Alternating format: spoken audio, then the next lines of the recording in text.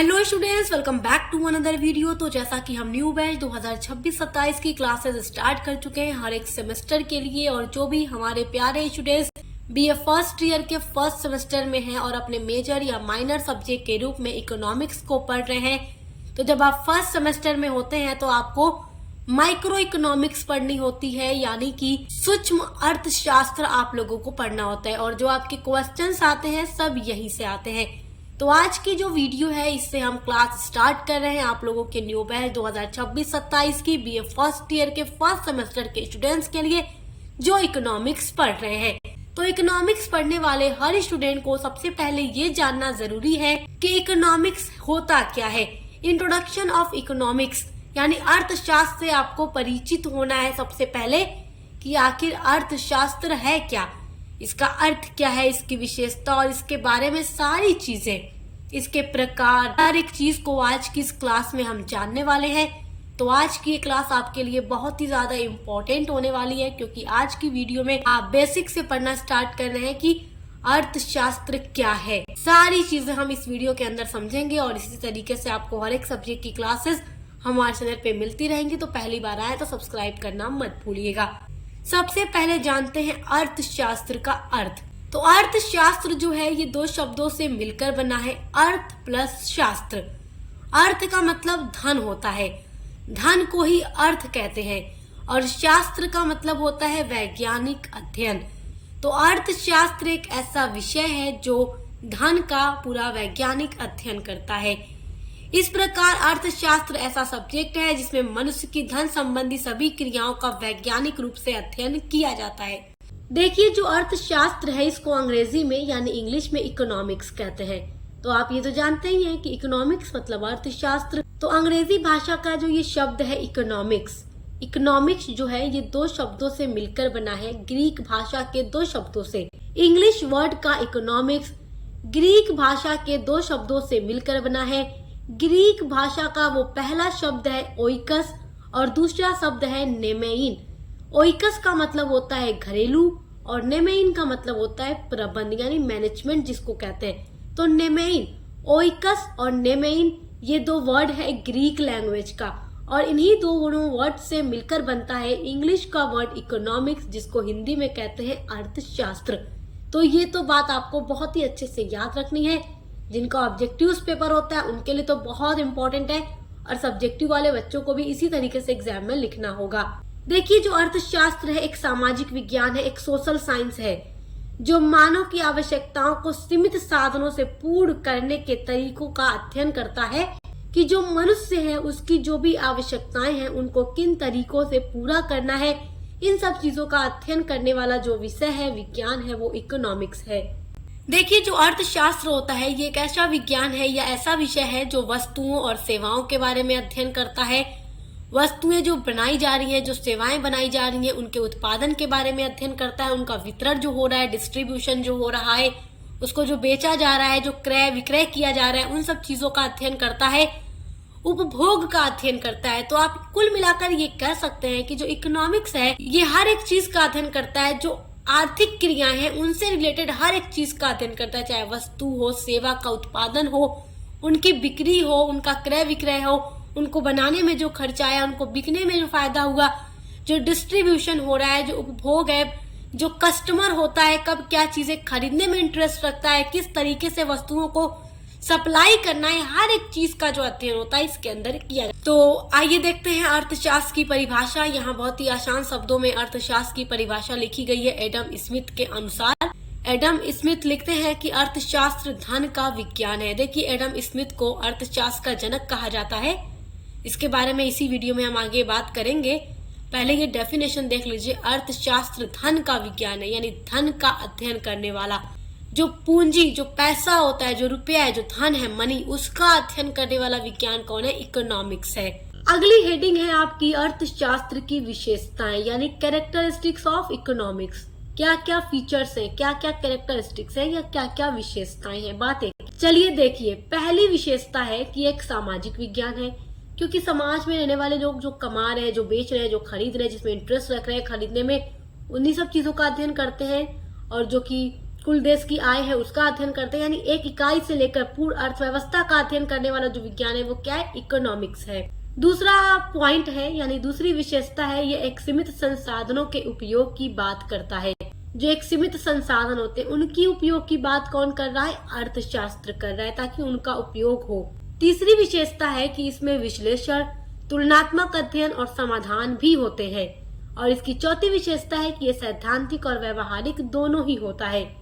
अगली हेडिंग है आपकी आधुनिक अर्थशास्त्र का जनक। ये आपके लिए बहुत ही इम्पोर्टेंट पॉइंट है आपके एग्जाम के लिए, तो बड़े ध्यान से समझिएगा। देखिए ये बात तो आप जानते ही हैं कि जो अर्थशास्त्र की बुक लिखी गई थी वो कौटिल्य के द्वारा लिखी गई थी, जिन्हें चाणक्य भी कहा जाता है। तो प्राचीन भारत में कौटिल्य के द्वारा एक ग्रंथ लिखा गया था जिसका नाम था अर्थशास्त्र, जो राजनीति और अर्थशास्त्र से संबंधित है। और ये जो ग्रंथ लिखा गया था कौटिल्य के द्वारा, ये मौर्य साम्राज्य के दौरान लिखा गया था और इसमें राज्य प्रबंधन, आर्थिक नीतियां और सामाजिक व्यवस्था के बारे में पूरी जानकारी दी गई है। लेकिन जब आधुनिक अर्थशास्त्र के जनक की बात आती है तो एडम स्मिथ का ही नाम लिया जाता है, क्योंकि इन्होंने अर्थशास्त्र के क्षेत्र में महत्वपूर्ण योगदान दिए हैं। एडम स्मिथ को आधुनिक अर्थशास्त्र का जनक माना जाता है क्योंकि वे अर्थशास्त्र को अध्ययन के एक विशिष्ट और व्यवस्थित क्षेत्र में बदलने वाले पहले व्यक्ति थे। यानी एक विशिष्ट रूप से, एक सिस्टमैटिक वे में इन्होंने अर्थशास्त्र का अध्ययन किया और इन्होंने अर्थशास्त्र को, इकोनॉमिक्स को एकदम व्यवस्थित रूप दिया है। तो इसीलिए इनको कहा जाता है कि ये आधुनिक इकोनॉमिक के यानी मॉडर्न इकोनॉमिक के फादर हैं, जनक हैं। देखिए एडम स्मिथ ने 1776 ईस्वी में एक बुक भी लिखी थी। बुक का नाम है an inquiry into the nature and causes of the wealth of nation. ये जो बुक इन्होंने लिखी थी इसमें पूरी तरीके से जो बात इन्होंने की थी, जो पूरा फोकस किया था वो धन के ऊपर किया था, वेल्थ के ऊपर, मनी के ऊपर किया था। तो इसलिए इनको आधुनिक अर्थशास्त्र का पिता कहा जाता है। बुक का नाम नोट कर लीजिए और कब इन्होंने ये बुक लिखी, 1776 में लिखी। तो आई होप यहाँ तक सारी चीजें आप समझ गए होंगे। अब जानते हैं अर्थशास्त्र के मुख्य भाग, यानी अर्थशास्त्र कितने प्रकार का है। देखो जो अर्थशास्त्र है, इकोनॉमिक्स है, ये दो प्रकार का है, 2 टाइप्स होते हैं इसके। पहला होता है व्यष्टि अर्थशास्त्र, जिसको सूक्ष्म अर्थशास्त्र भी कहा जाता है, और दूसरा होता है समष्टि अर्थशास्त्र। तो हिंदी में व्यष्टि अर्थशास्त्र और व्यष्टि अर्थशास्त्र को इंग्लिश में कहते हैं माइक्रो इकोनॉमिक्स, और समष्टि अर्थशास्त्र को इंग्लिश में कहते हैं मैक्रो इकोनॉमिक्स। तो नाम नोट कीजिए और बोलिए एक बार मेरे साथ, अर्थशास्त्र के कितने प्रकार हैं, 2 प्रकार। पहला व्यष्टि अर्थशास्त्र यानी माइक्रो इकोनॉमिक्स, दूसरा समष्टि अर्थशास्त्र यानी मैक्रो इकोनॉमिक्स। तो व्यष्टि अर्थशास्त्र को सूक्ष्म अर्थशास्त्र भी कहा जाता है, ये भी याद रखिएगा।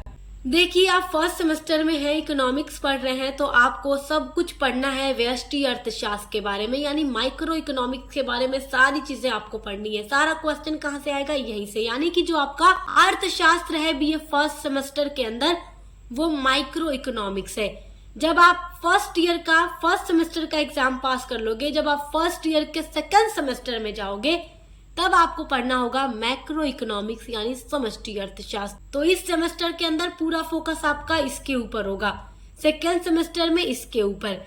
जानते हैं व्यष्टि अर्थशास्त्र क्या है, इसको कहते हैं सूक्ष्म यानी छोटा अर्थशास्त्र, जो छोटी छोटी इकाइयों का अध्ययन करता है। जैसे कि एक परिवार का ये अध्ययन करता है, एक परिवार का, एक व्यक्ति की आय का ये अध्ययन करता है, एक दुकान का मतलब पर्टिकुलर एक दुकान का ये अध्ययन करता है, किसी एक कंपनी का अध्ययन करेगा, या किसी एक वस्तु के मूल्य का ये अध्ययन करेगा, क्योंकि ये क्या है, सूक्ष्म अर्थशास्त्र है। जबकि जो समष्टि अर्थशास्त्र है ये बड़ा होता है, मैक्रो इकोनॉमिक्स, ये पूरे देश या समाज का अध्ययन करता है। जैसे कि देश की जो कुल आय है, जीडीपी, उसका अध्ययन करता है, महंगाई का अध्ययन करता है, बेरोजगारी का अध्ययन करता है, मुद्रा नीति का अध्ययन करता है, जो मनी पॉलिसी होती है, सरकार की जो आर्थिक नीतियां हैं उसका अध्ययन करता है। मतलब कि पूरे देश की संपूर्ण अर्थव्यवस्था का अध्ययन करने वाला अर्थशास्त्र है समष्टि अर्थशास्त्र। और जो व्यष्टि अर्थशास्त्र है ये केवल एक इकाई का अध्ययन करेगा, एक व्यक्ति की आय का अध्ययन करेगा, एक वस्तु के मूल्य का, एक परिवार का, एक दुकान का ही अध्ययन करेगा। मतलब केवल एक इकाई का अध्ययन, और ये पूरी चीजों का अध्ययन, संपूर्ण अर्थव्यवस्था का, कुल देश की आय का। तो आई होप कि ये चीजें आप समझ गए हैं। देखिए, जो सूक्ष्म अर्थशास्त्र है, अर्थशास्त्र की वह शाखा है जो किसी एक इकाई की आर्थिक गतिविधियों जैसे कि एक उपभोक्ता का, एक फर्म का, एक उत्पाद का आदि का अध्ययन करता है। मतलब एक इकाई का ही अध्ययन करेगा। यह अध्ययन करता है कि सीमित संसाधनों का उपयोग करके व्यक्ति या संस्थाएं अपना लाभ को कैसे अधिकतम करती हैं। मतलब एक सीमित संसाधन को, जो लिमिटेड संसाधन होते हैं, उनका यूज करके कोई भी व्यक्ति या जो संस्था होती है, फर्म होती है, कैसे लाभ कमाती है और अपने लाभ को ज्यादा कैसे करती है, लाभ को, प्रॉफिट को बढ़ाती कैसे। आपका अगला टॉपिक है सूक्ष्म अर्थशास्त्र के प्रमुख विषय। सूक्ष्म अर्थशास्त्र या व्यष्टि अर्थशास्त्र या main topics of micro economics. Main विषय का मतलब ये है कि जो सूक्ष्म अर्थशास्त्र है वो किन चीजों पर ज्यादा फोकस करता है। तो पहली जो इसकी चीज है, पहली जो इसका विषय है वो डिमांड है, यानी मांग। मांग का मतलब ये है कि मार्केट के अंदर कोई भी जो उपभोक्ता है वो किसी वस्तु को कितनी मात्रा में खरीद रहा है, कितनी डिमांड है किसी वस्तु की, मार्केट में कब, किस टाइम, किस वस्तु की कितनी डिमांड होती है, उसके बारे में पता लगाना। दूसरी चीज है आपूर्ति। आपूर्ति का मतलब होता है सप्लाई, यानी जो उत्पादक है कितनी मात्रा में वस्तु बेचने को तैयार है, यानी जो वस्तु या सेवाओं को बना रहा है, जो उसको बनाकर बेचने का काम करेगा, तो वो कितनी मात्रा में वस्तु बनाकर बेच लेगा, कितनी बेच सकता है, कितनी उसकी बेचने की कैपेसिटी है। देखो, इतनी सारी मार्केट में दुकानें होती हैं, जरूरी नहीं है कि एक दुकानदार जो बेच रहा है उतना सभी बेच रहे हो। कुछ होते हैं ना जो बहुत ज्यादा बेचते हैं। तो मांग कितनी है और कितनी आपूर्ति की जा रही है। मतलब आपूर्ति का मतलब मांग की पूर्ति कितनी की जा रही है, कितना माल सप्लाई किया जा रहा है, बेचा जा रहा है। तीसरा पॉइंट है मूल्य निर्धारण, यानी कीमत का निर्धारण करना, यानी जो भी वस्तु या सेवाएं बनाई गई हैं बेचने के लिए, उनका जो प्राइस है उसको कैसे निर्धारित किया जाए। मांग और पूर्ति के आधार पर वस्तु के मूल्य का निर्धारण किया जाता है। जितनी मांग है और जितनी पूर्ति हो सकती है उसके हिसाब से कीमत रखी जाती है। आप देखते ही हैं, जब मांग अधिक होती है तो वस्तु की कीमत बढ़ जाती है, जब मांग कम होती है तो वस्तु की कीमत घट जाती है। चौथा पॉइंट है उपभोक्ता व्यवहार, यानी कंज्यूमर बिहेवियर। कंज्यूमर बिहेवियर का मतलब ये है कि जो कस्टमर होता है, जो ग्राहक होता है, कब, क्या और क्यों खरीदता है, इसके बारे में भी जानकारी होनी चाहिए। जब दुकानदार को, जब जो बनाने वाला है वस्तुओं को, जब मैन्युफैक्चरर को ये बात पता होगी कि उपभोक्ता का बिहेवियर क्या है, वो कब क्या चीजें पसंद करेगा, कब क्या खरीदेगा और क्यों खरीदेगा, सीजन के हिसाब से चीजें बेची जाती हैं। जैसे देखिए, दुकानदार को ये भी पता होना चाहिए किस सीजन में वो क्या चीज बेचेगा। जैसे कि रक्षाबंधन आ रहा है और होली के रंगों को बेचा जाए, पिचकारियां बेची जाए, तो वो नहीं बिकेंगी, क्योंकि उस टाइम कंज्यूमर को क्या चाहिए, राखी चाहिए रक्षाबंधन पर अपने भाई को बांधने के लिए। तो सीजन के हिसाब से चीजें बेची जाती हैं, तभी उसको कस्टमर खरीदता है। पांचवी बात है उत्पादन सिद्धांत, यानी थ्योरी ऑफ प्रोडक्शन, यानी कि कंपनी जो है, कोई भी कंपनी किस टाइम पर किस तरीके से और कैसे वस्तुओं का उत्पादन कराएगी। तो इन सब चीजों के बारे में वो जानकारी प्राप्त करेगी, तब जाकर के वो क्या करेगी, प्रोडक्शन कराएगी। जब जिस चीज की मांग होगी उसी के बारे में तो वो बनवाएगी। उसके बाद है बाजार के प्रकार, यानी टाइप्स ऑफ मार्केट। तो देखो, 3 तरीके की मार्केट होती है। महत्वपूर्ण है ये चीज आपको जानना, क्योंकि एग्जाम में ये क्वेश्चन पूछ देता है। देखो, पहला है पूर्ण प्रतियोगिता बाजार, दूसरा है एकाधिकार बाजार, तीसरा है अल्पाधिकार आदि। तो इस प्रकार से आपको आई होप कि सूक्ष्म अर्थशास्त्र के प्रमुख विषय समझ में आ गए होंगे। आपकी अगली हेडिंग है सूक्ष्म अर्थशास्त्र की विशेषताएं, यानी माइक्रो इकोनॉमिक्स के जो कैरेक्टरिस्टिक्स हैं। पहला पॉइंट है व्यक्तिगत निर्णयों का विश्लेषण करना, यानी जो व्यक्तिगत निर्णय होते हैं उनको एनालाइज करना। दूसरी विशेषता है छोटी इकाइयों का अध्ययन करना, क्योंकि माइक्रो इकोनॉमिक हमेशा छोटी छोटी चीजों का अध्ययन करता है, एक इकाई का अध्ययन करता है। तीसरा है संसाधनों का सर्वोत्तम उपयोग इसमें किया जाता है। जो सीमित संसाधन होते हैं उनका यूज करके जो फर्म होती है या जो भी व्यक्ति होता है अपने लाभ को अधिक करने की कोशिश करता है। चौथी विशेषता है मूल्य एवं उत्पादन पर ध्यान दिया जाता है कि मूल्य क्या है, कितना है और उत्पादन किस तरीके से हो रहा है, कितना हो रहा है। पांचवा है आर्थिक नीति निर्माण में सहायक ये होती है। जो आर्थिक नीतियां बनाई जाती हैं उसमें ये सारी चीजें सहायक करती हैं, मदद करती हैं। तो आई होप कि आज की वीडियो में आप इकोनॉमिक के बारे में सारी चीजें बहुत अच्छे से समझ गए होंगे। इसी तरीके से आपको हर एक सब्जेक्ट पर क्लासेस मिलती रहेंगी। तो पहली बार आए तो सब्सक्राइब करना मत भूलिएगा। अब मिलते हैं अगली वीडियो के साथ।